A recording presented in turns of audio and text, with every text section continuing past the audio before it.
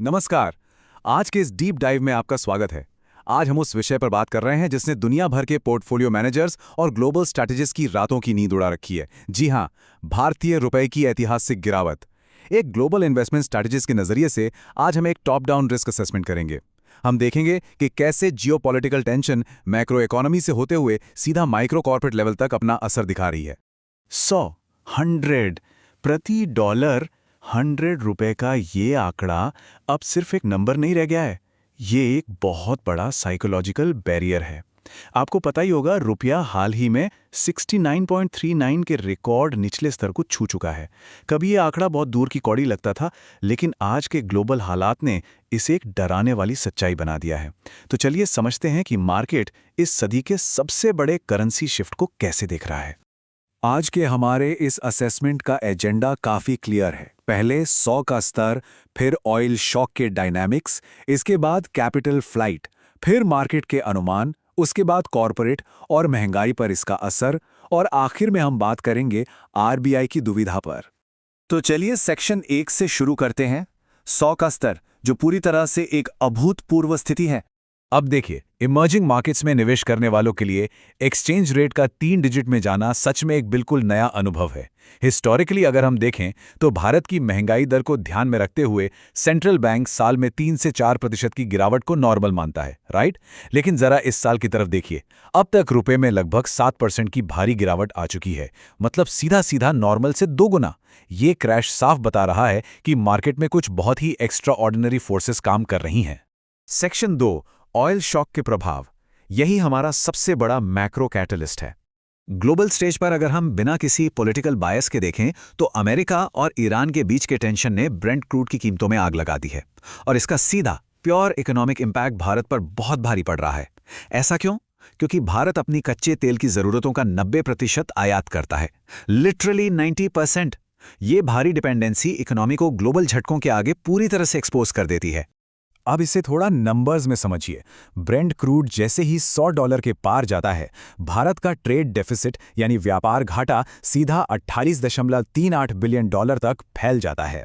इसका सिंपल सा मतलब यह है कि अब भारत को अपना इंपोर्ट बिल चुकाने के लिए अचानक से बहुत सारे डॉलर्स चाहिए, और जब मार्केट में डॉलर की डिमांड इस कदर बढ़ेगी तो जाहिर है रुपया और तेजी से नीचे गिरेगा ही।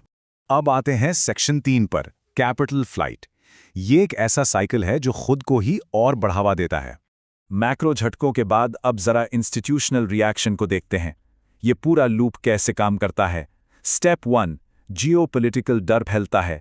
स्टेप 2, जो हमारे फॉरेन इंस्टीट्यूशनल इन्वेस्टर्स यानी एफआईआईज हैं, वो इंडियन एसेट्स बेचकर यूएस के सेफ हेवन की तरफ भागने लगते हैं। स्टेप 3, जब वो शेयर बेचते हैं तो उन्हें रुपए मिलते हैं, जिन्हें वो तुरंत डॉलर में कन्वर्ट कर लेते हैं। और स्टेप 4, डॉलर खरीदने की इसी होड़ से रुपया और भी ज्यादा टूट जाता है। ये एक नेवर एंडिंग लूप बन जाता है। और ये कोई छोटा मोटा अमाउंट नहीं है। इस साल अब तक फॉरेन फंड्स ने रिकॉर्ड $23 बिलियन निकाली हैं। अगर इसे हम रुपयों में देखें तो ये लगभग 2.65 लाख करोड़ रुपए होता है। जरा सोचिए इस नंबर के बारे में। ये एक मैसिव कैपिटल एग्जिट है जो रुपए पर सीधा और बहुत ही भारी दबाव डाल रहा है।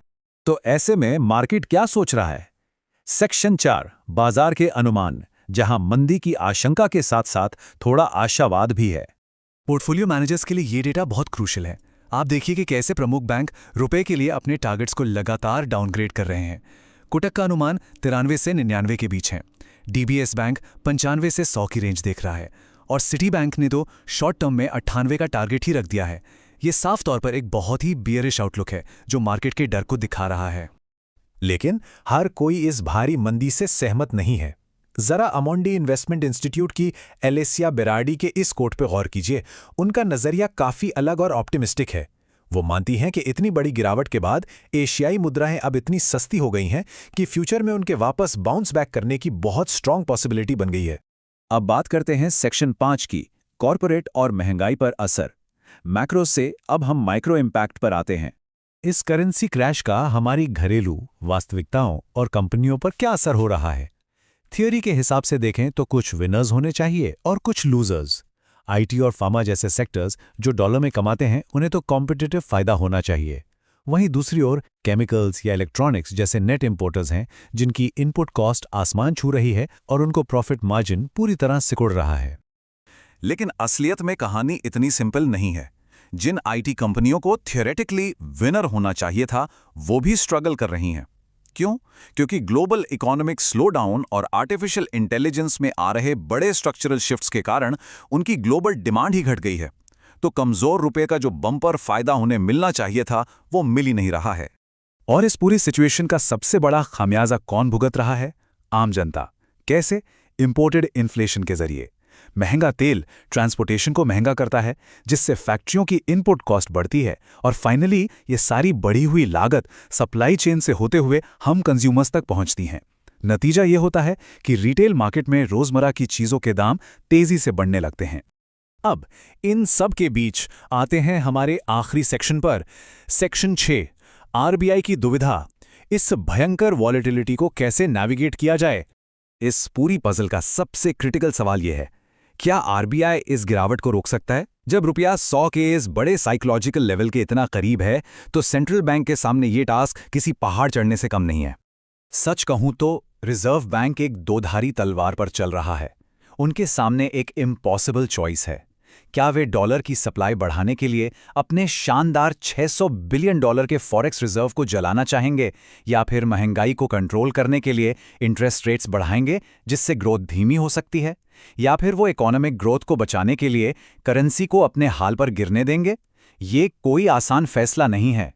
तो ऐसे में एसेट एलोकेटर्स और इन्वेस्टर्स को क्या करना चाहिए? इस एक्सट्रीम वॉलेटिलिटी के बीच सबसे जरूरी है अपने पोर्टफोलियो के रिस्क प्रीमियम और यील्ड का तुरंत इवैल्यूएशन करना। आपको ये देखना होगा कि क्या इन्वेस्टमेंट का रिटर्न इस एक्स्ट्रा रिस्क को जस्टिफाई कर रहा है।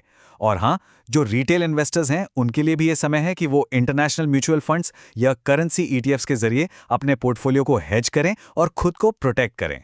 तो आखिर में 100 की तरफ रुपए का ये सफर सिर्फ एक करेंसी की गिरने की कहानी नहीं है, ये एक बहुत बड़े सिस्टमिक रिस्क की तरफ इशारा कर रहा है। ये हमें सोचने पर मजबूर करता है कि क्या हम ग्लोबल पेट्रोडॉलर सिस्टम की ताकत का आखिरी खेल देख रहे हैं, और क्या इमर्जिंग मार्केट्स के रिस्क डायनामिक्स में कोई ऐसा परमानेंट शिफ्ट आ रहा है जो आने वाले दशकों के इन्वेस्टमेंट की दिशा तय करेगा। ये एक ऐसा सवाल है जो हम सबको खुद से पूछना चाहिए।